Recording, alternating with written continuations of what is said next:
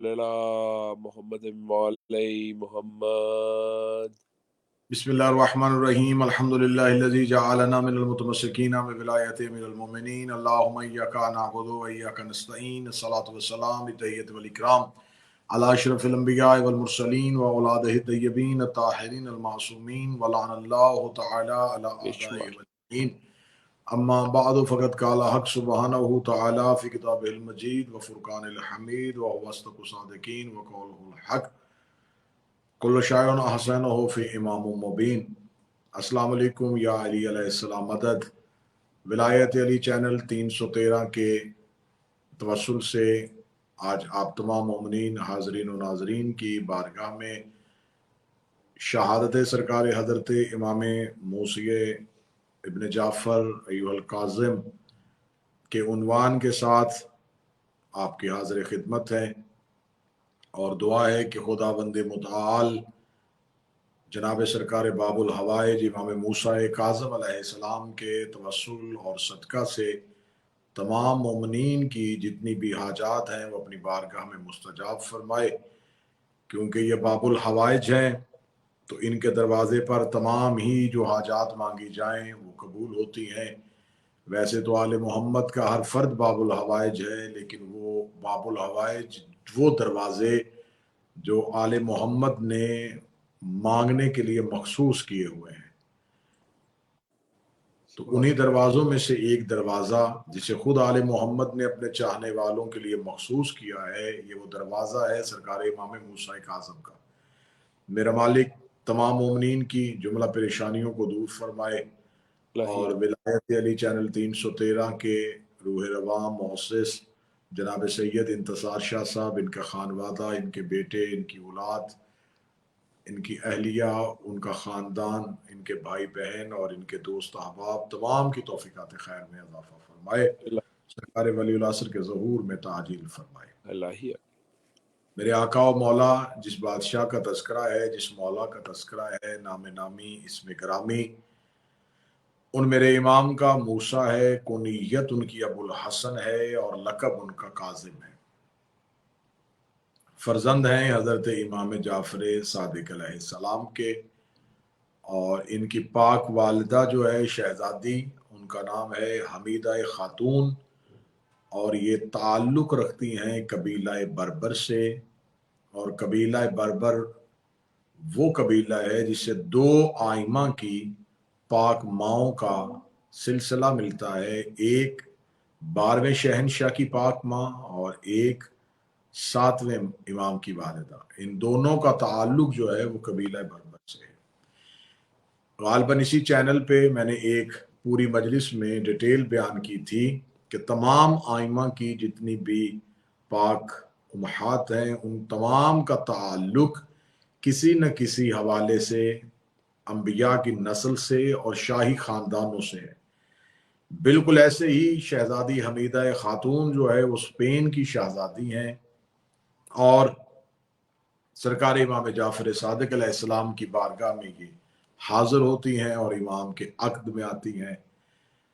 اور نام نامی ان کا جو مشہور ہے وہ حمیدہ خاتون ہے، اور ان کو عزت اور شرف میں یہ اس قدر اپنے قبیلے میں اور اپنے علاقہ میں اس قدر مشہور و معروف تھیں کہ ہمارے ہاں اردو زبان میں ایک لفظ بولا جاتا ہے کہ فلاں عورت اوصاف حمیدہ کی قائل، اس کے اندر اوصاف حمیدہ پائے جاتے ہیں.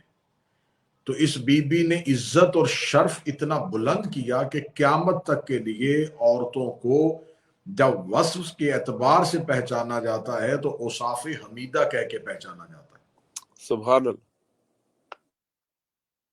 سرکار امام موسیٰ کاظم علیہ السلام وہ شہنشاہ، اور جو تھوڑی اہم باتیں جو ہمیشہ ہم اپنے سننے والے سامعین، دیکھنے والے ناظرین کی خدمت میں پیش کرتے ہیں، امام کا ظہور جو ہے وہ مدینہ میں نہیں ہے، میرے مولا کا ظہور جو ہے وہ مکہ میں نہیں ہے، میرے مولا کا ظہور ہے ابوا کا مقام. ابوا یہ جگہ ہے جو مدینہ سے شام کے رستے میں ہے. ابوا وہ مقام ہے جہاں پہ رسالت مآب کی پاک ماں شہزادی آمنہ کی قبر ہے. تو امام موسیٰ کاظم علیہ السلام کا جو ظہور دنیا میں ہوا 7 صفر کو، وہ مقام ابوا پہ ہوا۔ انہوں نے اپنی زندگی کے 10 سال جو تھے وہ امام جعفر صادق علیہ السلام کی صحبت میں گزارے۔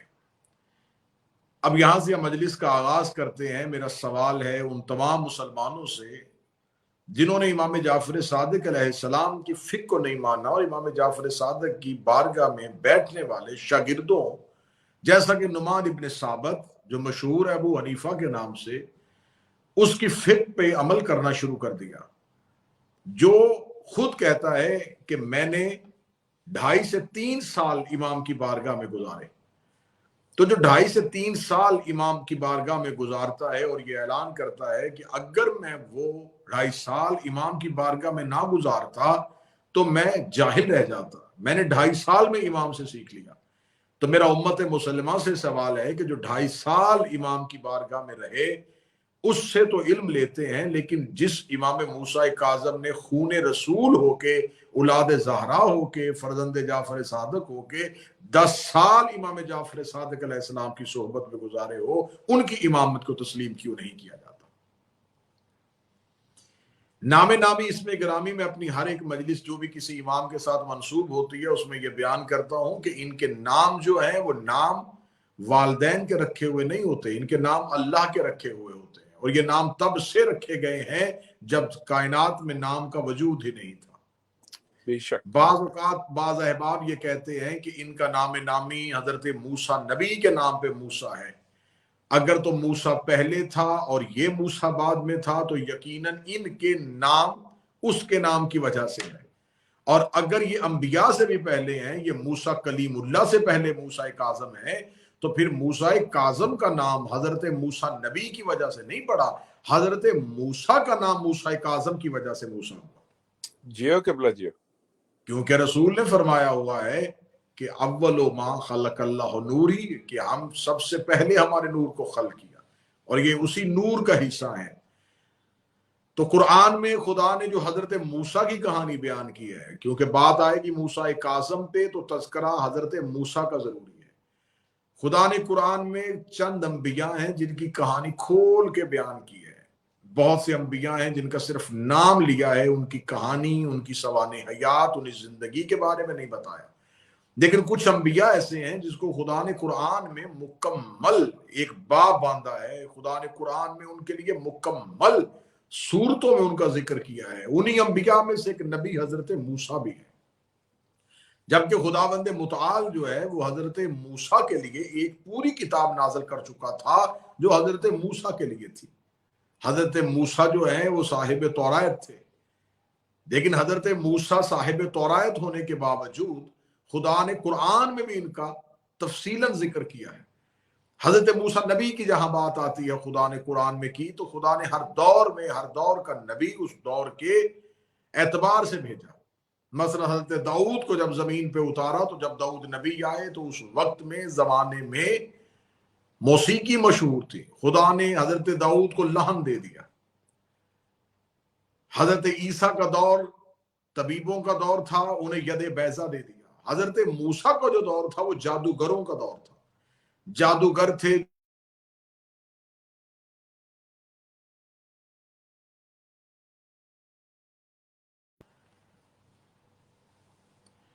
حضرت موسیٰ کا دور جادوگروں کا دور تھا۔ اس دور میں زیادہ جادوگر تھے جو صرف جادو کیا کرتے تھے۔ حضرت موسیٰ نبی جو تھے وہ جب فرعون کے دربار میں آتے تو فرعون ہر وقت جادوگروں میں گھرا ہوا ہوتا تھا، اور جادوگری اتنی مشہور تھی، سحر اتنا مشہور تھا کہ ہر ایک قبیلے میں سے کوئی ایک فرد جادوگر ہوتا تھا۔ حضرت موسیٰ جب تبلیغ دین کرتے کرتے فرعون کے دربار میں پہنچے تو فرعون نے اپنے گرد گرد، یہ ساری بات کسی کتاب میں نہیں بلکہ قرآن میں لکھی ہے، اور خدا نے قرآن میں کھول کے کیوں بیان کی ہے؟ خدا نے فرعون کے دربار کا واقعہ قرآن میں کیوں لکھا ہے، اس راز کو آپ کے سامنے بیان کرنا چاہتا ہوں۔ وہ جادوگروں کی حکایت تھی، ایسی باتیں تو ہیں وہ ہر نبی کے ساتھ زندگی میں گزری ہیں، لیکن خدا نے حضرت موسیٰ کلیم اللہ کی اس کہانی کو، اس بات کو قرآن میں واضح جگہ دی ہے۔ جب حضرت موسیٰ دربار فرعون میں جاتے ہیں تو فرعون کے دربار میں بیٹھے ہوئے جادوگر جو ہیں وہ حضرت موسیٰ کو چیلنج کرتے ہیں، حضرت موسیٰ کو للکارتے ہیں، اور اس کے بعد وہ دربار میں چند رسیوں کو پھینک دیتے ہیں۔ جب وہ رسیوں کو پھینک دیتے ہیں تو وہ رسیاں سانپ بنتی نہیں بلکہ سانپ نظر آنا شروع ہو جاتی ہیں۔ وہ سانپ بنتی نہیں تھی بلکہ سانپ نظر آنا شروع ہو جاتی تھی۔ جو ہی حضرت موسیٰ کے سامنے وہ رسیاں سانپ بنی ہیں تو حضرت موسیٰ کو وہ رسیاں نظر آ رہی تھی، لیکن دیکھنے والوں کو وہ سانپ نظر آ رہی تھی، کیونکہ جادو معصوم کی آنکھوں پہ نہیں ہوتا، وہ جادو دربار میں بیٹھے ہوئے لوگوں کی نظروں پہ ہو گیا تھا۔ یہاں پر میں سوال کرنا چاہتا ہوں کہ موسیٰ چھوٹا نبی ہے، ہمارا نبی سردار نبی ہے، موسیٰ امتی نبی ہے، ہمارا نبی حاکم نبی ہے، تو جو چھوٹا نبی ہے اس کا فرعون دربار میں جادو پہ، آنکھوں پہ اثر نہیں ہوتا، تو ہمارے سردار نبی کو ہلکے سے بخار میں معاذ اللہ ہذیان کیسے ہو سکتا ہے؟ لعنت بے شمار۔ حضرت موسیٰ جو تھے، حضرت موسیٰ دربار میں ہیں، اور حضرت موسیٰ کے دربار میں سامنے جو ہی رسیوں کو پھینکا گیا تو وہ رسیاں، حضرت باقی دربار خالی ہو گیا، حضرت موسیٰ اپنی جگہ پہ کھڑے رہے۔ جب حضرت موسیٰ اپنی جگہ پہ کھڑے رہے تو جادوگر حیران ہوئے کہ موسیٰ کو سانپ سے خوف کیوں نہیں آیا۔ جو سانپ سے ڈر جائے وہ اللہ کی حجت نہیں ہوتی، جو سانپ سے خوف کھا جائے وہ نبی معصوم اللہ کا نمائندہ نہیں ہوتا۔ دربار میں لکھا ہے، قرآن میں لکھا ہے کہ دربار میں رسیاں سانپ بنی، سانپ بنتی ہوئی سامنے حضرت موسیٰ وہیں کے وہیں کھڑے رہے۔ جب جادوگر عاجز آ گئے تو حضرت موسیٰ نے وہ اپنا جو عصا تھا جو حضرت موسیٰ کے ہاتھ میں تھا، حضرت موسیٰ نے اس کو پھینکا۔ جب وہ پھینکا تو وہ عصا اژدہا بن گیا، اور اژدہا بن کے اس نے باقی سانپوں کو نگلنا شروع کر دیا، باقی سانپوں کو کھانا شروع کر دیا۔ جو ہی باقی سانپوں کو کھایا تو ابھی فرعون تو حیران تھا، ابھی فرعون نے حضرت موسیٰ کے اس اعجاز کا، اس معجزے کا قائل نہیں ہوا تھا۔ جتنے بھی جادوگر تھے وہ دربار فرعون میں موسیٰ کے سامنے، قرآن کہتا ہے، سجدے میں گر گئے، اور سجدے میں گر کے کہتے آمنت برب موسیٰ و برب ہارون، ہم ایمان لے آئے موسیٰ کے رب پر بھی اور ہارون کے رب پر بھی، موسیٰ کے رب پر بھی اور ہارون کے رب پر بھی۔ یہ کلمہ کون پڑھ رہا تھا؟ یہ فرعون نہیں پڑھ رہا تھا، یہ کلمہ پڑھا دربار کے جادوگروں نے، کیونکہ جادوگر جانتے تھے جو ہم نے کیا تھا یہ جادو تھا، جو موسیٰ نے دکھایا ہے یہ معجزہ ہے۔ جادو اور ہوتا ہے، معجزہ اور ہوتا ہے۔ معجزہ صاحب اجاز کے لیے ہوتا ہے، جادو تو شعبدہ بازی ہے۔ وہ ایمان لے آئے کہ یہ جادوگری نہیں تھی، یہ فن شعبہ گری نہیں تھی، یہ کوئی کاریگری نہیں تھی، یہ کوئی فن نہیں تھا، یہ تو موسیٰ نے معجزہ دکھا دیا۔ وہ معجزے کے سامنے عاجز آ گئے، اور عاجز آتے ہی انہوں نے جو کلمہ پڑھا وہ کلمہ آج بھی قرآن میں آیت بن کے لکھا ہوا ہے۔ جو بندے اعتراض کرتے ہیں کہ محمد رسول اللہ کے بعد علی ولی اللہ کی کیا ضرورت ہے، جب محمد رسول اللہ کہہ دیا جاتا ہے تو پھر علی ولی اللہ کہنا کیوں ضروری ہے؟ دربار فرعون میں جادوگروں نے سر سجدے میں رکھ کے کہا آمنت برب موسیٰ و برب ہارون، ہم موسیٰ کے رب پر اور ہارون کے رب پر ایمان لے آئے۔ جب تم نے موسیٰ کی نبوت کا اعلان کر دیا تھا تو ہارون کا ذکر کیوں کیا؟ وہ بے شک جادوگر تھے، جاہل تھے، کافر تھے، لیکن وہ جانتے تھے کہ تب تک نبی کا کلمہ کام نہیں آتا جب تک نبی کے وصی کا کلمہ نہ پڑھا جائے۔ کیا بات ہے، نعرہ حیدری، علی علی علی علی، جب تک نبی کے جانشین کا تذکرہ نہ کیا جائے۔ انہوں نے کہا موسیٰ کے رب پر ایمان لے آئے، ہارون کے رب پر ایمان لے آئے۔ یہ وہ واقعہ ہے جس کو قرآن میں واضح جگہ دی گئی ہے، جس کو قرآن میں واضح ذکر کیا گیا ہے۔ حافظان قرآن جب قرآن پڑھتے ہیں تو اس واقعے کو پڑھتے ہیں۔ جب رمضان میں تراویح میں پڑھا جاتا ہے تو اس واقعے کو پڑھا جاتا ہے۔ یہ خدا بار بار رپیٹ کیوں کروا رہا ہے؟ خدا اس نبی موسیٰ کے ذریعے سے کسی امام موسیٰ کا تذکرہ کرنا چاہتا تھا، خدا کسی نبی کے ذریعے سے اہل بیت کا تذکرہ کرنا چاہتا تھا۔ اب یہ ایک آپ نے تصویر کا رخ دے دیا، یہ تھا نبی موسیٰ جسے کلیم اللہ کہتے ہیں۔ قطعاً ہم شیعہ یہ نہیں کہتے، ہم یہ نہیں کہتے کہ انبیاء کی عزت نہیں ہے، ہم کہتے انبیاء علیہم السلام ہے، انبیاء قابل عزت ہے، انبیاء قابل احترام ہے۔ 1,24,000 انبیاء میں سے کسی ایک نبی کے ایمان پر، اس کی نبوت پر، ان کی عصمت پر شک کرنا کفر ہے. ہم انبیاء کی نبوت کے قائل ہیں لیکن ہم اہل بیت کو انبیاء سے افضل سمجھتے ہیں. ہم آل محمد کو انبیاء سے برتر سمجھتے ہیں کیونکہ نبی جو ہوتے ہیں وہ خبر لے کے آتے ہیں. آئمہ جو ہوتے ہیں, آئمہ معصومین جو ہوتے ہیں, وہ زمین پر اللہ کو منوانے کے لیے خود حجت بن کے زمین پر اتر آتے ہیں. یہی تو وجہ تھی کہ یہ موسیٰ کلیم اللہ تھا جس نے دربار فرعون میں اپنے اساس اژدہا بنایا تھا. بالکل اسی طریقے سے ہارون رشید ملعون نے اپنے دربار میں جادوگروں کو بلوایا اور ایک جادوگر کو بلوا کے اس نے امام موسیٰ کاظم کا دربار میں مذاق اڑوانے کے لیے, دربار میں امام موسیٰ کاظم علیہ السلام کی توہین معاذ اللہ تنقیص کرنے کے لیے اس نے امام موسیٰ کاظم کو دسترخوان پہ دعوت پہ بلایا. جو ہی امام موسیٰ کاظم دسترخوان پہ آ کے پہنچتے ہیں تو ہارون الرشید ملعون اپنے اسی ملعون جادوگر کی طرف اشارہ کرتا ہے. وہ ملعون جادوگر جادو کے ذریعے تھے. امام موسیٰ کاظم کے سامنے جو روٹی پڑی ہوئی تھی اس کو اپنی جگہ سے ہلانا شروع کرتا ہے. امام اپنا ہاتھ روٹی کی طرف بڑھاتے ہیں, روٹی امام کے ہاتھ سے آگے چلی جاتی ہے. امام اپنے ہاتھ کو اور آگے بڑھاتے ہیں, روٹی اور سرک جاتی ہے. امام چاہتے وہیں پہ اسے بھی روک سکتے تھے لیکن اگر امام وہ کام کرتے جو وہ کر رہا تھا تو آج تاریخ لکھ دیتی وہ بھی جادو کر رہا تھا, یہ بھی جادو کر رہے تھے. جو وہ کر رہا تھا وہ یہ کر رہے تھے. جب امام موسیٰ کاظم نے 3 بار اس روٹی کی طرف ہاتھ بڑھایا, اس جادوگر نے 3 دفعہ اس روٹی کو اپنی جگہ سے حرکت دلوا دی. دیکھنے والوں نے ہنسنا شروع کر دیا, لوگوں نے اپنے چہرے اپنی اباؤں کے نیچے کر کے مسکرانا شروع کر دیا. زیر لب ہارون الرشید الملعون امام موسیٰ کاظم علیہ السلام کی توہین کو مذاق کرتے ہوئے مسکرا رہا تھا. امام موسیٰ کاظم, وہ امام جس کا لقب کاظم ہے, جو غصے کو پی جاتا ہے, اس امام موسیٰ کاظم نے ایک دفعہ دربار میں دائیں دیکھا, ایک دفعہ دربار میں بائیں دیکھا. سامنے قلین پہ ایک شیر بنا ہوا تھا. امام نے اس کا دیکھ کیا رہا ہے, دیکھ نہیں رہا کہ امامت کا مذاق ہو رہا ہے. اتنا کہنا تھا وہ دھاگے میں بنا ہوا شیر اصل صورت میں آیا. اصل صورت میں آتے ہی اس نے اس جادوگر کو نگلا, اس جادوگر کو کھاتے ہی دوبارہ وہ پھر تصویر کی صورت میں چلا گیا. ایسا ایک لمحے میں ہوا. اس کے لیے کچھ لمحے زیادہ درکار نہیں ہوئے تھے. ایک لمحے میں یہ ہوا کہ دھاگے سے نکلتا ہوا شیر ہوا اور شیر نے اس جادوگر کو کھایا اور واپس تصویر کی صورت میں چلا گیا. پورے دربار میں سناٹا طاری ہو گیا, پورے دربار میں خاموشی طاری ہو گئی. ہر کوئی انگشتے بدن داں ہو گیا, ہر کسی کا بدن کانپنا شروع ہو گیا. ہارون رشید ملعون ڈر گیا اور خوف زدہ ہوا. خوف زدہ ہو کے اس نے امام کی طرف دیکھا کیونکہ وہ جو موسیٰ کلیم اللہ تھا اس کا عصا اژدہا بنا تھا لمحوں میں. یہاں پر وہ جو شیر تھا وہ دھاگوں سے ہڈیاں, ہڈیوں سے جسم, جسم میں گوشت, گوشت میں پوست, اس کا نکلنا اور نکل کے پھر جادوگر کو کھانا اور کھا کے واپس قلین میں چلے جانا. بالکل ویسے ہی جیسے عصا اژدہا بنا تھا اور اژدہا سے پھر عصا بن گیا تھا. لیکن وہ عصا تھا, اسے زندہ کیا گیا تھا, اس عصا کو اژدہا بنایا گیا تھا, اس شیر میں روح پھونکی گئی تھی. جو ہی امام موسیٰ کاظم کو دیکھا ہارون رشید نے اسے معافی مانگتے ہوئے کہا میں آپ کے معجزے کا اقرار کر گیا, میں آپ کی امامت کا اقرار کر گیا, یہ تو ہم نے ایک مذاق کیا تھا. کیا آپ میرا جادوگر واپس کر سکتے ہیں جسے شیر نے نگل لیا ہے؟ اتنا کہنا تھا. امام موسیٰ کاظم نے جو جواب دیا وہ جواب آج بھی تاریخ کے ماتھے پہ جھومر بن کے چمک رہا ہے. امام موسیٰ کاظم کو خبر تھی یہ ملعون صرف امامت کے اختیارات کے منکر نہیں, یہ قرآن کی صداقت کے بھی منکر ہے. امام نے مسکرا کے فرمایا اگر موسیٰ نبی کا عصا اور بننے والا اژدہا ان سانپوں کو واپس کر دیتا تو میں بھی اس جادوگر کو واپس کر دیتا. یہ خدا کی حجت ہے, جسے حجت سزا دے دے اسے پھر کوئی بھی زندہ نہیں کر سکتا.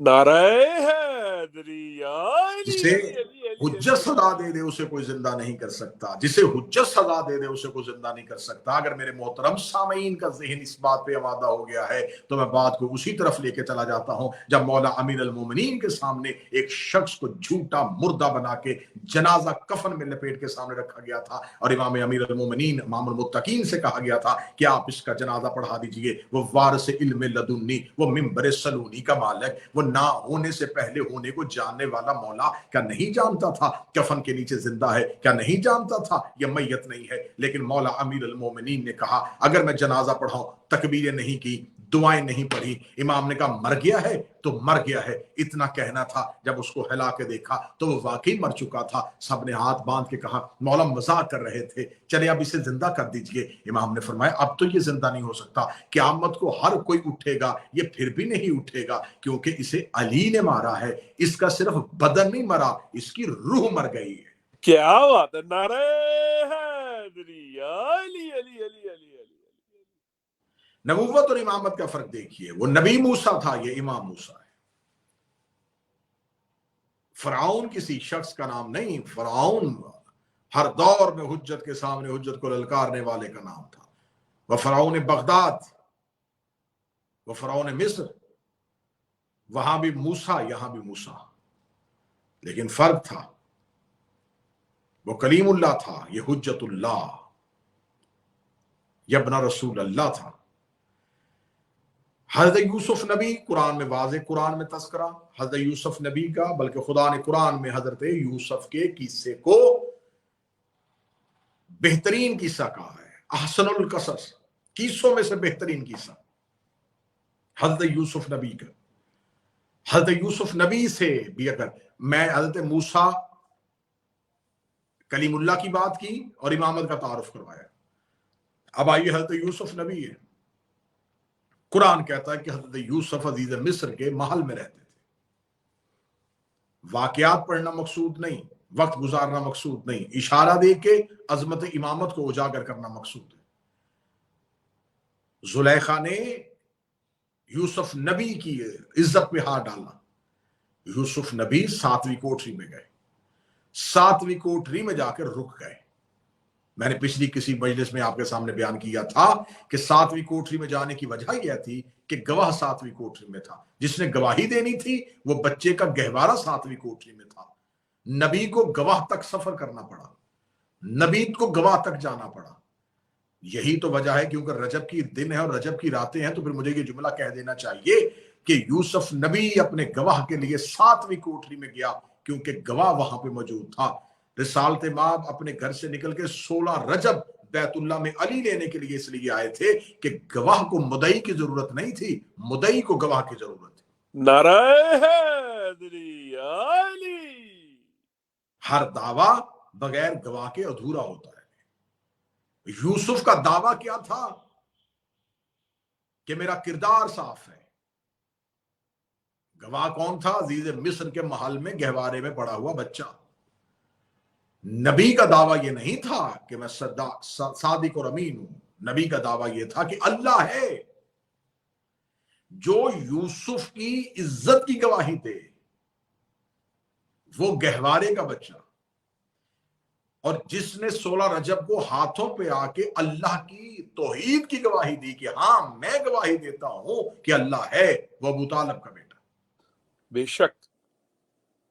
अब हज़रत यूसुफ ने 7वीं कोठरी पे गए, 7वीं कोठरी में जाके अपनी इज्जत को बचा लिया। हज़रत यूसुफ 7वीं कोठरी में गए, 7वीं कोठरी में जाके एक गहवारे के बच्चे की गवाही भी दिलवाई। लेकिन फिर भी हज़रत यूसुफ का जुलेखा ने वहां खड़े होकर ये नहीं कहा कि यूसुफ सच्चा है, वहां खड़े होकर ये नहीं कहा कि इस बच्चे के बोलने की वजह से मैं आज आ गई, मैं यूसुफ से माफी मांगती हूं। वो अपनी जिद पे कायम रही। ये नबी था जो इज्जत बचाने के लिए 7वीं कोठरी में खुद चल के गया। वाकया बार बार लफ्ज रिपीट कर रहा हूं ताकि अजमत इमाम समझ में आ सके। यूसुफ नबी अलैहिस्सलाम इज्जत बचाने के लिए 7वीं कोठरी में गए, गवाह वहां पर मौजूद था। लेकिन इतना मौजज़ा दिखाने के बावजूद भी ना अजीज मिस्र माना, ना ही जुलेखा मानी। यूसुफ को कैद खाने में जाना पड़ा, जिंदान में जाना पड़ा।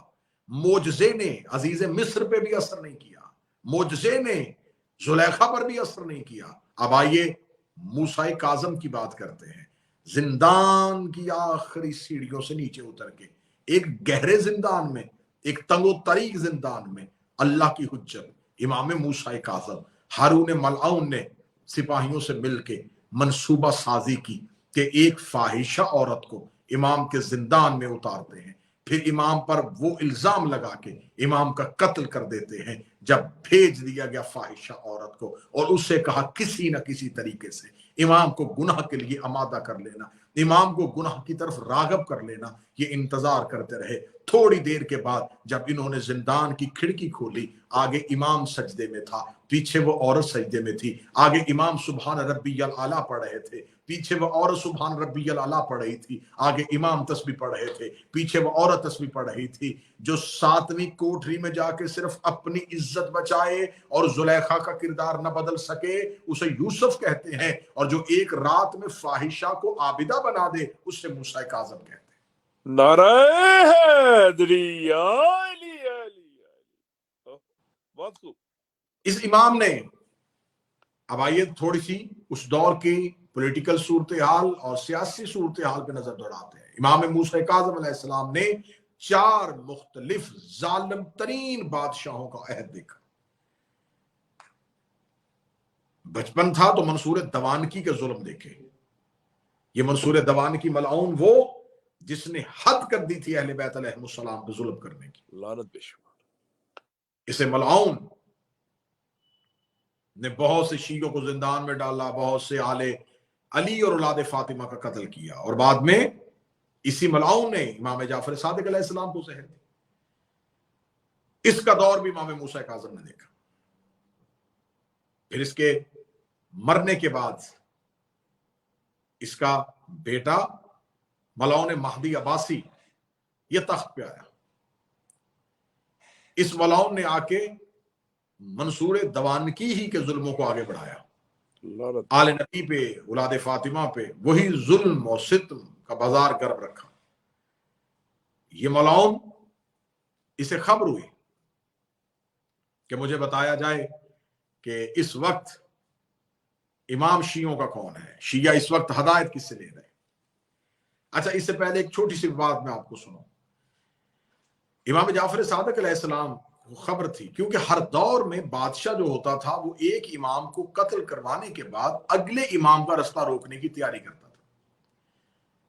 بڑی لطیف سا یہ نقطہ ہے میرے سننے والے سامعین، دیکھنے والے ناظرین کے لیے، کہ امام جعفر صادق علیہ السلام کو جب منصور نے شہید کروا دیا تو شہید کروانے کے بعد اسے خبر تھی، کیونکہ امام جعفر صادق علیہ السلام کے 2 بیٹے اور تھے، جعفر اور اسماعیل اور عبداللہ، یہ دونوں بڑے تھے۔ امام موسیٰ کاظم علیہ السلام جو ہیں وہ امام جعفر صادق علیہ السلام کے تیسرے فرزند تھے۔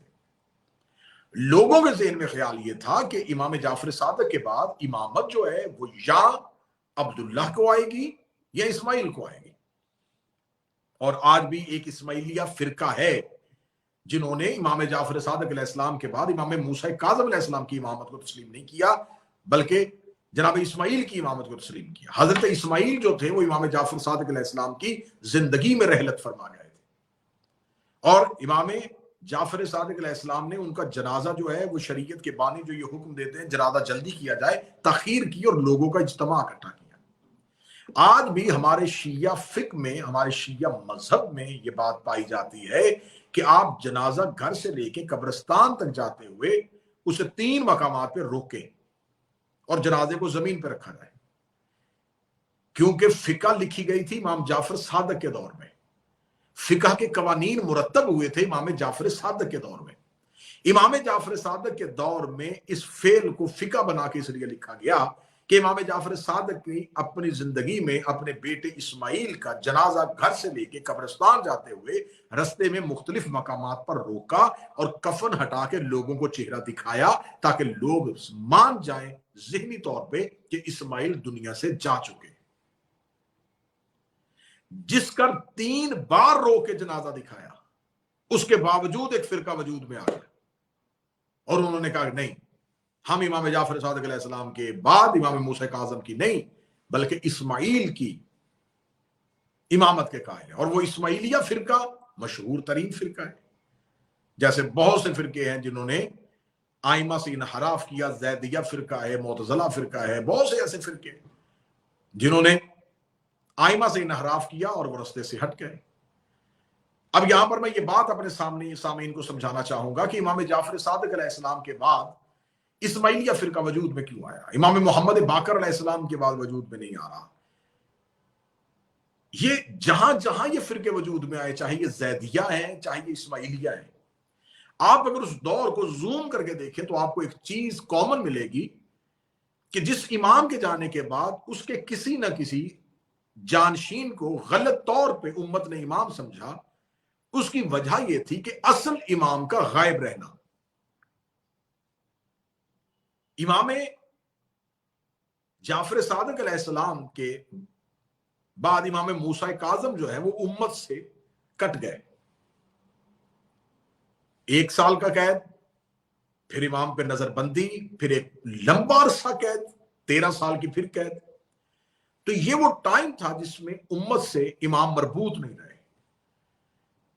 اور ہمارے یہاں نہیں بلکہ انسانیت کا یہ المیہ ہے کہ جب حجت نظر نہ آئے تو انہوں نے 40 دن کے اندر اندر ہارون کو، جس کا باقاعدہ حضرت موسیٰ اعلان کر کے گئے تھے، تو ہارون کو چھوڑ کے جو قوم سامری کے بچڑے کو پوجنا شروع ہو گئی تھی، وجہ کیا تھی؟ نبی نظروں سے اوجھل ہوا، انہوں نے نبی کی جگہ پہ بچڑے کو پوجنا شروع کر دیا، اللہ کی جگہ پہ بچڑے کی عبادت کر دی۔ اور موسیٰ نبی جاتے ہوئے کہہ کے گئے تھے کہ ہارون میرا وصی ہے، ہارون میرا جانشین ہے، اور امت اس قدر بدخبر تھی کہ ہارون جیسے جانشین کے ہوتے ہوئے بچڑے کی پوجا شروع کر دی۔ نبی غدیر میں کہہ کے گئے تھے کہ میرے بعد علی میرا وصی ہے، لیکن انہوں نے علی کو چھوڑ کے اپنی مرضی کے خلفاء کی پوجا کرنی شروع کر دی۔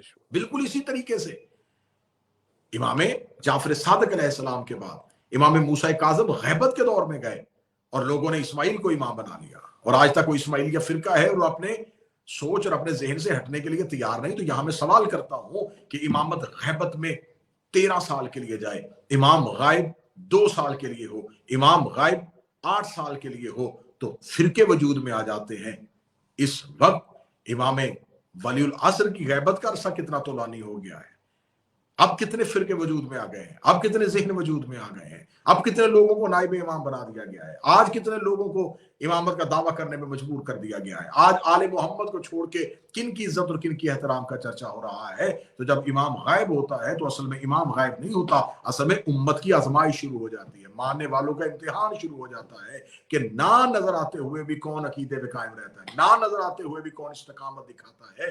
تو امام کے سامنے بیٹھ کے امام کی امامت کا اقرار کرنا یہ اتنا آسان کام ہے، یہ اتنا مشکل نہیں ہے جتنا غائب امام کی امامت کا اقرار کرنا ہے۔ بے شک بے شک۔ اب امام موسیٰ کاظم علیہ السلام کے 2 بھائیوں پر اور پھر امام موسیٰ کاظم علیہ السلام، لیکن امام جعفر صادق علیہ السلام کو ان کی زندگی میں جب بھی کسی نے پوچھا کہ مولا آپ بتائیں کہ آپ کے بعد امامت، تو آپ نے اپنے بیٹے حضرت موسیٰ کی طرف اشارہ کیا کہ میرے بعد میرا بیٹا موسیٰ جو ہے وہ امام ہوگا اور وہی میرا وصی برحق ہوگا۔ لیکن اب امام جعفر صادق علیہ السلام نے یہ وصیت کن کو کی تھی؟ یہ وصیت ان لوگوں کو کی تھی جو لوگ امام موسیٰ کاظم، جو پکے شیعہ تھے، جن کے بارے میں امام کو کوئی شک نہیں تھا، لیکن امام جانتے تھے کہ مختلف مخبر بھیجے جا رہے ہیں، اور وہ مخبر جو ہیں وہ پوچھنا چاہتے ہیں کہ امام جعفر صادق کے بعد امام کون ہوگا، کون سا بیٹا ہے جو امام ہوگا، تاکہ اس کا قتل بھی کیا جا سکے۔ تو امام جعفر صادق علیہ السلام کے بعد ایک ہارون کا مخبر آتا ہے اور وہ آ کے کہتا ہے کہ آپ بتائیں کہ آپ اپنے مرنے کے بعد اپنی جائیداد، گھر بار، یہ کس کے حوالے کر کے جائیں گے؟ امام فرمایا میں 5 لوگوں کی کمیٹی بنا رہا ہوں، جس میں پہلا ہارون ہے اور 4 نام امام نے اور دیے، ان میں سے ایک آخری نام اپنے کسی ایک بیٹے کا دیا اور 4 نام اور دیے، جس میں 3 نام اور دیے اور پہلا ہارون کا نام دیا، منصور کا نام دیا۔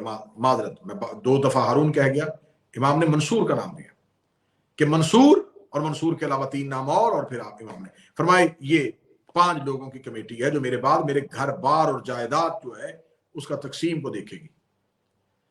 جو ہی امام کی شہادت ہوئی تو منصور نے پہلا سوال کیا کہ امام اپنے بعد اپنی وراثت کس کے حوالے کر کے گئے؟ جس کے بھی حوالے کر کے اس کے قتل کرو۔ تو انہوں نے فوراً کہا کہ اگر تو نے امام کی وراثت کے مالک کو قتل کرنا ہے تو امام نے تو اس کمیٹی میں تجھے بھی رکھا ہوا ہے۔ یہ حکمت امامت تھی امام موسیٰ کاظم کو محفوظ رکھنے کے لیے۔ اب 10 سال تک منصور 10 سال تک مسلسل امام موسیٰ کاظم کے دور میں زندہ رہا، لیکن امام موسیٰ کاظم کی طرف اس کا متوجہ نہ ہونے کی 2 وجوہات مجھے تاریخ میں ملی۔ پہلی وجہ امام کی یہ وصیت جس سے امام نے اس کے ہاتھ باندھ دیے تھے، اور دوسری وجہ کہ یہ منصور دوان کی تعمیر اور ترقی کا بڑا شوقین تھا اور یہ بغداد شہر تعمیر کر رہا تھا۔ یہ بغداد میں بڑے بڑے محل بنوا رہا تھا اور بغداد کو بلاد اسلامی کا مرکز بنانے کے لیے اپنی پوری طاقت، پیسہ، دولت صرف کر رہا تھا. تو اس نے 10 سال امام سے نظر پوشی کی، امام کی طرف متوجہ نہ ہوا. منصور کا دور گزرا، مہدی کا دور آیا، اس ملعون نے امام پر سختی کر دی. اب یہ امت کا امتحان تھا، یہ ماننے والوں کا امتحان تھا. یہاں پر میں ایک بات نصیحتاً کہوں گا اور یقیناً یہ کچھ احباب تک نصیحت اثر کرے گی. امام موسیٰ کاظم علیہ السلام کے ایک بہترین صحابیوں میں سے ایک صحابی ہے جن کا نام صفوان تھا. یہ امام کے بڑے بہترین صحابی تھے. یہ اونٹ پالتے تھے اور اونٹوں کو لوگوں کو کرائے پہ دیتے تھے. ایک دفعہ یہ امام سے ملنے کے لیے آئے تو امام نے اس سے کہا کہ میں تمہاری استقامت، تمہاری ہم سے محبت، اس پہ خوش ہوں، لیکن میں ایک بات پہ تم سے ناراض ہوں. اس نے کہا مولا وہ کون سی بات ہے؟ امام نے فرمایا کہ مجھے خبر ہوئی ہے کہ تم نے ہارون الرشید کو اونٹ کرائے پہ دیے. اس نے کہا بالکل مولا، لیکن میں کبھی بھی اس کا قائل نہیں رہا، میں اس کو مانتا نہیں ہوں، میں کبھی بھی اسے تسلیم نہیں کرتا. لیکن مولا میں نے یہ صرف اور صرف اونٹ اس کو حج پہ جانے کے لیے، وہ قافلہ لے کے جا رہا تھا، تو اس قافلے کے لیے اس کو لوگ، بہت زیادہ لوگ لے کے جا رہا تھا، تو ان لوگ جن لوگوں کے پاس اونٹ نہیں تھے اور وہ ہارون کے قافلے میں جا رہے تھے، تو اس نے مجھ سے ان کے لیے اونٹ کرائے پہ لیے، تو میں نے ان کو اونٹ کرائے پہ دیے. تو میرے مالک ان سے یہ تجارت کر دینا میرے لیے کوئی ان کے عقیدے کو تسلیم کر لینا تو نہیں. میں تو آپ کی امامت کا قائل ہوں، میں تو آپ کے جد علی کی ولایت کا قائل ہوں. اب یہ ہے آج کے دور کے شیعوں کے لیے امام موسیٰ کاظم کی سیرت میں سے ایک اثر کر دینے والا واقعہ. امام موسیٰ کاظم علیہ السلام نے اس سے صفوان سے کہا کہ بے شک تو ہماری امامت کو مانتا ہے، تو ہارون کا گرویدہ نہیں ہے، تو ہارون کی خلافت کو تسلیم نہیں کرتا، لیکن یہ بات تو مانتا ہے کہ تو نے اس سے تجارت کی ہے، تو نے اونٹ کرائے پہ دیے ہیں. اب تیرے دل میں یہ حسرت تو ہے کہ وہ حج سے واپسی تک زندہ رہے تاکہ تجھے تیرے اونٹوں کا کرایہ مل سکے. اس نے کہا ہاں مولا یہ تو ہے کہ مجھے میرے اونٹوں کا کرایہ ملنے کے لیے ہارون کا زندہ رہنا ضروری ہے. امام نے فرمایا جس نے ایک لمحہ بھی ہمارے دشمن کے لیے خیر چاہا اس نے ہم سے روگردانی کی. ایک لمحہ بھی جس نے ہمارے دشمن کے لیے اپنے دل میں خیر چاہا، لعنت بشم، سمجھو کہ اس نے ہم سے روگردانی کی. تو پھر آج کا دور کا شیعہ دیکھے، اتحاد بین المسلمین کا دعویٰ کرنے والے دیکھیں، آج آل محمد کے دشمنوں کو ہاتھ ملا کے ان کے پیچھے نمازیں پڑھنے والے سوچے کن منہ سے امام موسیٰ کاظم کی بات کرتے ہیں. امام موسیٰ کاظم تو کہتے ہیں کہ تم نے ایک لمحے کے لیے دل میں ہمارے دشمن کے بارے میں خیر بھی سوچ لیا، اور آج کوئی کہے کہ نہیں ہم آل محمد کے قاتلوں کو مقدسات سمجھ کے ان کا احترام کریں گے، تو پھر ان کا کوئی حق نہیں ہے، پھر وہ انہی کے قائل ہو. امام موسیٰ کاظم کی بات نہ کریں، علی بن ابی طالب کی بات نہ کریں، جناب سیدہ کی بات نہ کریں. شیعہ مذہب کی معتبر کتابوں میں سے کتاب ہے رجال کشی. رجال کشی میں سے میں امام جعفر صادق علیہ السلام کی حدیث دکھانے کے لیے تیار ہوں کہ امام جعفر صادق نے کہا ہمارا دشمن مسجد بھی بنا رہا ہو تو اس کی تعمیر میں حصہ نہ ڈالنا. جیو قبلہ جیو. وہ اللہ کا گھر بھی بنا رہا ہو تو اس مسجد کی تعمیر میں بھی حصہ نہ ڈالنا. تو جہاں آئمہ کے اتنے سخت قوانین ہیں، اب آپ یہ کیجئے گا دوسری جگہ تصویر کا میں دوسرا رخ بھی دکھاؤں. ادھر صفوان سے یہ کہا جا رہا ہے کہ تو نے ہمارے دشمن کے لیے دل میں سوچ لیا. دوسری طرف علی بن یقطین ایک صحابی ہے، وہ ہارون کے دربار میں سرکاری منصب پہ ہے. وہ امام موسیٰ کاظم کے پاس آ کے کہتا ہے کہ مولا میں نوکری چھوڑنے لگا ہوں. مولا نے فرمایا کیوں؟ اس نے کہا مولا وہ دشمن ہے آپ کا، میں اس کے دربار میں نوکری کیسے کروں؟ مولا کو علی بن یقطین کے عقیدے پہ یقین تھا. مولا نے فرمایا نہیں، تیری جگہ وہ کسی اور کو بٹھائے گا، وہ ہمارے شیعوں کے حق کو کھائے گا. تو اسی کے دربار میں بیٹھ کے ہمارے شیعوں کے لیے آسانی پیدا کر، سمجھ تو نے ہمارا حق ہمیں واپس کر دیا. سبحان اللہ. اب یہ دو طرح کے کردار میں نے آپ کے سامنے پڑھے، ایک صفوان کا اور ایک علی بن یقطین کا. علی بن یقطین پہ امام کو یقین تھا، اسے ہارون کے دربار میں بیٹھا رہنے دیا. صفوان کے عقیدے میں کمی تھی، امام نے اسے کہا کہ تو نے دشمن کے لیے ہلکا سا بھی خیر سوچا تو ہمارے لیے روگردانی کی. تو آج جن پہ میرے مولا میرے آقا کو یقین ہے تو اب وہ تو چاہیں تو وہ دنیا کے کسی بھی کونے میں ہوں، وہ امام کے لیے جو کام کر رہے ہیں امام بہتر جانتے ہیں کہ اگر مصلحتاً انہیں ہمارے کسی دشمن کے سامنے رکنا بھی پڑے تو ان کی منزل اور ان کا مقصد ہم آل محمد ہی ہیں۔ لیکن جہاں درہم و دینار کے لالچی اس دور میں پائے جاتے تھے، آج بھی پائے جاتے ہیں، آج بھی سرکاری منصب، سرکاری مرعات لینے کے لیے، آج بھی پروٹوکول لینے کے لیے، آج بھی کوئی ایک سیٹ لینے کے لیے، آج بھی کوئی سرکاری عہدہ لینے کے لیے آل محمد کے دشمنوں کے ساتھ تعلقات کو بہتر کر دینے والے یہ سوچ لیں کہ وہ آل محمد کو قیامت والے دن کیا منہ دکھائے۔ اب آئیے مولا کے مہدی عباسی، اس نے بڑی سختی کی۔ اس کے بعد اس کا بیٹا ہادی آیا تخت پہ، یہ بھی امام موسیٰ کاظم کا دور۔ ذرا دیکھتے آئیے گا، منصور، ملعون، پہلا دور جو امام نے دیکھا، دوسرا دور مہدی عباسی کا، یہ بھی امام نے دیکھا، تیسرا دور ہادی عباسی کا۔ اس نے اپنے دور میں امام کو مدینہ سے بغداد طلب کر لیا اور 1 سال پورا امام کو قید خانے میں رکھا۔ جب اس نے 1 سال پورا امام کو قید خانے میں رکھا تو اس کو رات کو خواب میں امیر المومنین کی آواز ہوئی اور امیر المومنین نے اس کو قرآن کی ایک آیت سنائی جس پہ امیر المومنین نے اس کے عذاب کی طرف متوجہ کیا۔ یہ ڈر گیا، کانپ گیا۔ اس نے صبح کو امام موسیٰ کاظم علیہ السلام کو بلا کے امام سے معذرت کی اور معذرت کر کے امام کو سواری دے کے واپس مدینے کی طرف بھیج دیا۔ ہادی کا دور گزرتا ہے تو پھر ملعون ہارون رشید آ جاتا ہے۔ یہ دشمن آل محمد ہے، اس کے دل میں، خون میں، گھٹی گھٹی میں علی کا بوس بھرا ہوا تھا، لعنت بے شمار۔ یہ چاہتا تھا کہ اولاد علی یا تو میری خلافت کو تسلیم کریں، یا پھر یہ ملعون تخت پہ بیٹھ کے کہا کرتا تھا کہ میری حسرت ہے کہ میں پوری دنیا سے اولاد علی کا نشان مٹا دوں، نسل رسول کا، نسل علی کا نشان مٹا دوں۔ اس ملعون نے پھر حج کے ارادے سے جب یہ گیا تو مولا امام موسیٰ کاظم علیہ السلام جو ہے وہ طواف کعبہ میں مشغول تھے اور حج کا دن تھے۔ اس نے کہا کہ سب سے پہلے لوگوں کے بوسہ لینے سے پہلے حجر اسود کا بوسہ میں لوں گا۔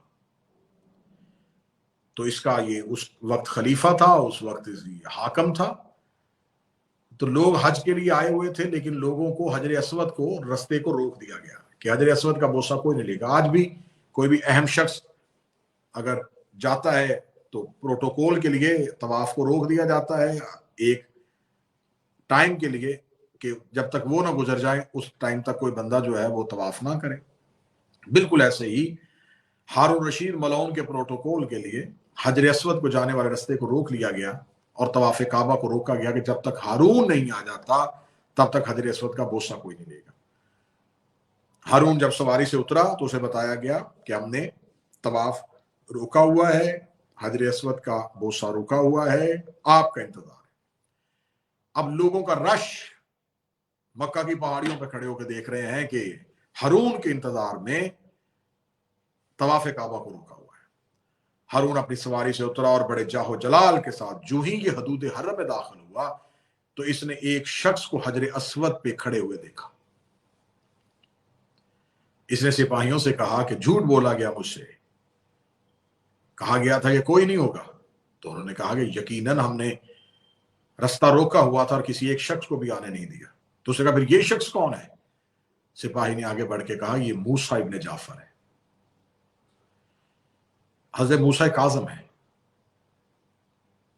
ہارون نے کہا کہ جب میں نے کہا تھا کہ حجر اسود کی طرف کوئی نہ جائے تو امام موسیٰ کاظم نے دبے ہوئے لفظوں میں کہا تو حجر اسود کو بوسہ لیتا ہے، حجر اسود ہمارے ہاتھوں کا بوسہ لیتا ہے۔ آہا، بے شک تو نے لوگوں کو حجر اسود تک آنے سے روکا تھا، حجر اسود کو میرے ہاتھوں تک آنے سے نہیں روکا تھا۔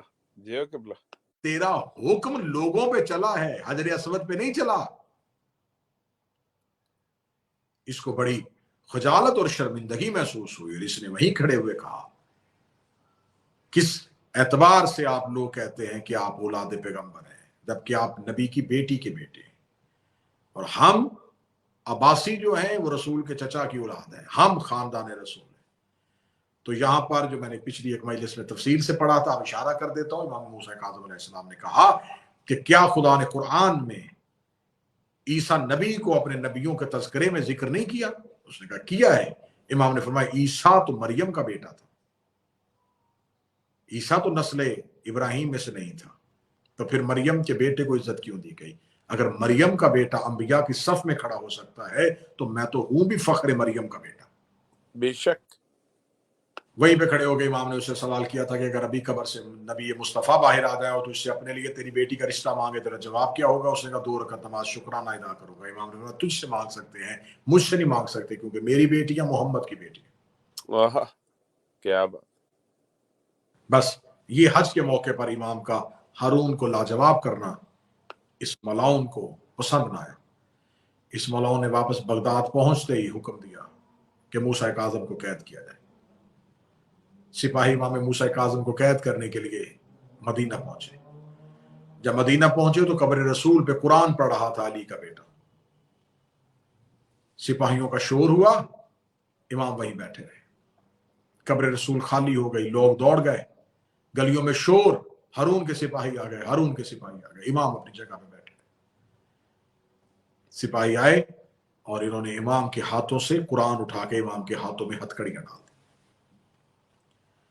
एक सिपाही ने इमाम की तरफ देख के कहा, जब तुझे खबर थी कि तुझे गिरफ्तार करने के लिए आ रहे हैं, शोर मच गया था, सब लोग भाग गए थे, तू अपनी जान बचाने के लिए क्यों नहीं भागा? इमाम का वो जुमला आज भी दिल को तड़पा देने के लिए काफी है। इमाम ने कहा, मैं घर में भी बैठ सकता था, मैं घर से बाहर इसलिए आ गया हूं, हमसे रोज रोज अपने घर जलवाए नहीं जाते। मुझे खौफ था कि मैं घर पे हूं तो तुम कहीं मेरे घर को जलाओ ना। दूसरी वजह इमाम ने बताई। इमाम ने कहा, मेरे घर से निकलने की वजह ये है, मेरी बेटियां ज्यादा है, मैं नहीं चाहता कि मेरी कैद मेरी कोई बेटी देखे। इमाम ने कहा कि मुझे इतनी इजाजत दो, मैं आखिरी बार घर से होके आऊं। कब्र रसूल की थी, मदीना मोहम्मद का था। एक सिपाही ने आगे बढ़ के कहा कि हम इजाजत तो देंगे, लेकिन जमानत कौन देगा कि तू वापस आएगा? जमानत का नाम आना था। इमाम ने दाएं बाएं देखा, कोई मुसलमान आगे ना बढ़ा। एक यहूदी जो मदीने में खजूरों की दुकान थी, वो दौड़ के आया और उसने आके कदमों पे हाथ रख के इमाम के कहा, मैं जमानत देता हूं, इसे जाने दो, ये वापस आएगा। जब तक ये वापस नहीं आता तो मुझे कैद कर लो, मैं अपनी पूरी दुकान जमानत के तौर पे लिखवाता हूं, जितनी दौलत कहते हो मैं जर्रे जमानत देता हूं। इतना जुमला कहना था, या इमाम मूसा काज़म उसकी तरफ देख के कहा, ना तूने मेरे नाना का कलमा पढ़ा, ना तूने मेरे दादा का कलमा पढ़ा, तूने मेरी जमानत क्यों दी? उसने कहा, कई साल हो गए मुझे मदीने में दुकान करते हुए, मुझे आज पता चला है कि आपकी बेटियां भी हैं। मैंने आज तक आपके घर से किसी मस्तूर की आवाज नहीं सुनी। बस इमाम मूसा काज़म अलैहिस्सलाम को कैद किया गया। कैद करके ये सीधा इमाम को बगदाद नहीं लेके गए। इन्होंने अपने लश्कर को 2 हिस्सों में तकसीम किया, एक हिस्सा बसरा की तरफ और एक बगदाद की तरफ, ताकि रस्ते में अगर कोई हमला हो तो किसी को पता ना हो कि इमाम बसरे वाले लश्कर में है या बगदाद वाले लश्कर में। अब मैं माफी मांग के सदा से ये जुमला पढ़ना चाहूंगा कि इमाम मूसा काज़म को ऊंट पे बिठाया नहीं गया, इन्होंने ऊंट की पुश्त के साथ रस्सियों से बांध दिया, गर्म चादरों को उस ऊंट के ऊपर रख दिया ताकि दूर से नजर आए कि इसके ऊपर कोई कंबल या चादरें लदी हुई हैं। ऊंट की पुश्त के साथ मुस्तफा के बेटे को रस्सियों से बांधा गया। इमाम को बसरे पहुंचा दिया गया। 1 साल पूरा इमाम बसरे कैद रहे। 1 साल के बाद हाकिम बसरा ने हाकिम बगदाद को खत लिखा। गवर्नर बसरा ने गवर्नर बगदाद को खत लिखा। उसने कहा, मुझसे जितने कैदी चाहिए मुझे दे, मुझसे ये कैदी ले जा, मैं हर कैदी रख सकता हूं, इसे नहीं रख सकता। गवर्नर बगदाद ने उससे कहा, क्यों, तुझे इससे क्या खतरा है? ना इसकी कोई मुलाकात है, ना इसके पीछे कोई आने वाला है, क्या मसला है? उसने कहा, बिल्कुल 1 साल हो गया, ना इसकी मुलाकात को कोई आया, ना ही इसने मुझसे कभी कुछ चीज मांगी। उसने कहा, फिर इस इतने आसान कैदी को बगदाद क्यों भेज रहा है? उसने कहा, इसलिए बगदाद भेज रहा हूं कि शाम का वक्त होता है, अल्लाह जाने इसका मुल्क शाम में कौन है। यह मुल्क शाम की तरफ मुंह करके कहता, हाय मेरी दादी, जुमला कहता है, या मेरे बसरा की जिंदान की दरो दीवार कांपती है, मेरे बसरा के कैदी रोना शुरू कर देते हैं, इतनी चीखों की आवाजें आती हैं कि मैं सुकून नहीं कर सकता। गवर्नर बसरा के कहने पर इमाम को बगदाद लाया गया। बगदाद उस वक्त तक शिया पहुंच चुके थे और शियों की मौजूदगी की इतलाहात थी। मैं माफी मांग के फिर जुमला कहना चाहूंगा सादात से, बिलखसूस इमाम को बगदाद बुला के इमाम को कैद खाने में, आम जिंदान में नहीं, इन्होंने कैद खाने के अंदर एक कुआं खोदा ताकि बाहर से दिखने में वो जिंदान खाली नजर आए। जिंदान के अंदर एक गहरा कुआं खोदा गया, उसको एक पत्थर के साथ बंद किया गया। इस मलौन ने इमाम के लिए सख्त तरीन कैद का हुक्म दिया था। मलौन हाराउन ने, उन्होंने जब जिंदान के अंदर कुआं खोदा तो उसके चारों तरफ लोहे की बर्छियां लगाई। उसके दरमियान में इमाम मूसा काज़म को उतार दिया गया। 13 साल ज़हरा का बेटा उन्हीं बर्छियों के दरमियान रहा। 13 साल न सूरज के तलू होने की खबर, न गरूब होने की खबर।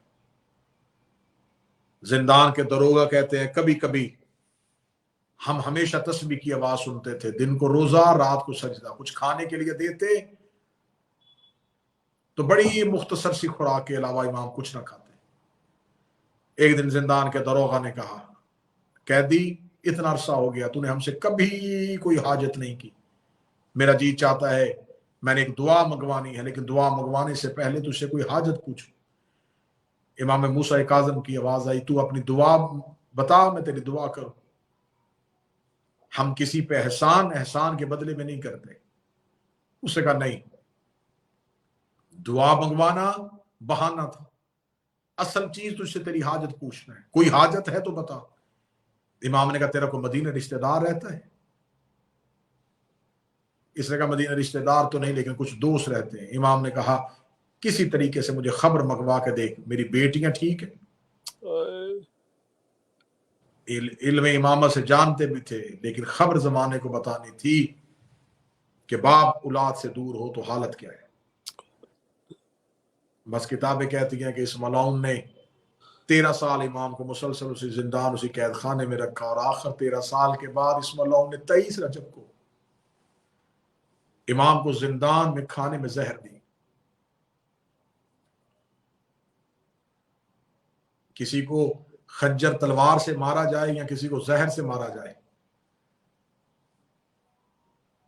कत्ल करने के लिए जरब मारी जाए तो बदन तड़पता है। अब्बास और मूसा काज़म का फर्क यह है, अब्बास के पास तड़पने के लिए जिस्म नहीं था, मूसा काज़म के पास तड़पने के लिए जगह नहीं थी। जिसको जहर इतनी शदीद दे दी गई हो, जहर की शिद्दत ज्यादा थी। इमाम तड़पते भी तो कैसे तड़पते, अगर दाएं जाते तो दाएं की बर्छियां पहलू में चले जाती, बाएं जाते तो बाएं की बर्छियां पहलू में चले जाती। शिया कौम के मर जाने के लिए यही जुमला काफी है कि 23 रजब को जहर दी गई, 25 रजब को शहादत हुई। 2 दिन ज़हरा का बेटा उन्हीं बर्छियों में तड़पता रहा, 2 दिन ज़हरा का बेटा उन्हीं बर्छियों में तड़पता रहा। इसीलिए ज़ियारत नाहिया में मेरा इमाम कहता, मेरा सलाम हो उस कैदी इमाम को जिसके बदन को नेज़ों के साथ निकाला गया, जिसके जिस्म के गोश्त के टुकड़ों को बर्छियों से उतारा गया। इमाम मूसा काज़म का बदन का कोई टुकड़ा मौजूद नहीं था। इमाम मूसा काज़म वो कायनात का वाहिद गरीब है जिसकी लाश कासम की लाश की तरह गठड़ी में रखी गई। एक चादर में इमाम मूसा काज़म की लाश को रखा गया। लाश को रखने के बाद 25 रजब को पुणे बगदाद पे जाके जनाजा रखा नहीं गया, जनाजे को फेंक दिया गया। मूसा काज़म के हाथ में वही लोहे की हथकड़ियां, पाँव में वही बेड़ियां, गर्दन में वही तोक था। इमाम मूसा काज़म की लाश को जब पुले बगदाद में फेंका गया तो एक काले बुरके वाली मस्तूर थी जो पुले बगदाद पे रो के कह रही थी, कोई मेरा कैदी दफना दो, कोई मेरे बेटे की जंजीरें उतारो, कोई मेरे बेटे की हथकड़ियां उतारो।